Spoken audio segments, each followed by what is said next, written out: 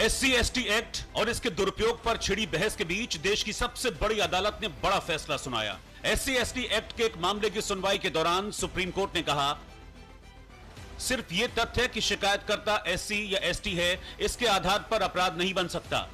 अपमान या धमकी का सीधा संबंध उसकी जाति से होना जरूरी है। यह कानून तभी लागू किया जा सकता है जब आरोप जातिगत नाम से अपशब्द कहने का हो, और वो भी सार्वजनिक रूप से। आरोपों से यह स्पष्ट होना चाहिए कि अपशब्दों में जातिगत नाम का प्रयोग किया गया है या जातिगत नाम का प्रयोग अपशब्द के रूप में किया गया था। सुप्रीम कोर्ट ने कहा कि अगर यह जाति के प्रति जानबूझकर अपमानजनक शब्दों का प्रयोग किया जाता है तो अपराध माना जाएगा। जिस इरादे से अपशब्द कहे गए थे वो जाति के प्रति अपमानजनक होने चाहिए, जिसके परिणाम स्वरूप जाति आधारित अपमान की भावना पैदा होती है। लंबी बहस के बाद सुप्रीम कोर्ट ने यह फैसला बिहार के केशव कुमार महतो की अपील पर सुनाया। केशव महतो के खिलाफ एक आंगनबाड़ी केंद्र में हुई घटना को लेकर SC/ST एक्ट के तहत केस दर्ज हुआ था। आरोप थे कि वहां जाति के नाम पर गाली गलौच और मारपीट हुई। ट्रायल कोर्ट ने समन जारी किया और पटना हाई कोर्ट ने भी उस आदेश को बरकरार रखा। केशव महतो ने फैसले को सुप्रीम कोर्ट में चुनौती दी। सुप्रीम कोर्ट ने दोनों पक्षों को सुनने के बाद फैसला दिया। इस केस में SC/ST एक्ट लागू नहीं होता। सुप्रीम कोर्ट ने कहा कि ट्रायल कोर्ट और पटना हाई कोर्ट दोनों ने गंभीर त्रुटि की जब उन्होंने SC/ST एक्ट के तहत कार्यवाही को आगे बढ़ने दिया, जबकि रिकॉर्ड में जाति आधारित अपमान का कोई ठोस आरोप नहीं था।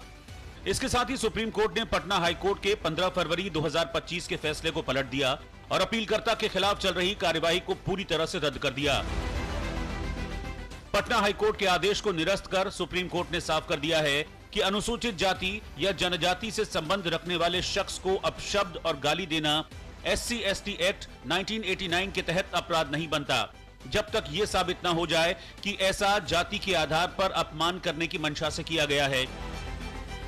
इसके अलावा सबसे बड़ी अदालत ने SC/ST एक्ट के तहत अपराध तय करने के लिए 4 अहम शर्तें भी बताईं। पहला, आरोपी व्यक्ति अनुसूचित जाति या अनुसूचित जनजाति से नहीं होना चाहिए।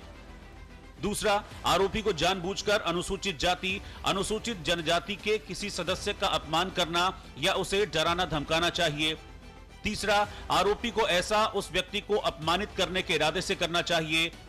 और चौथा, आरोपी को ऐसा सार्वजनिक स्थान पर करना चाहिए। अब सवाल है कि सुप्रीम कोर्ट के इस फैसले का आगे क्या असर होगा? क्या अब SC/ST एक्ट का दुरुपयोग रुकेगा? Bureau report, news India.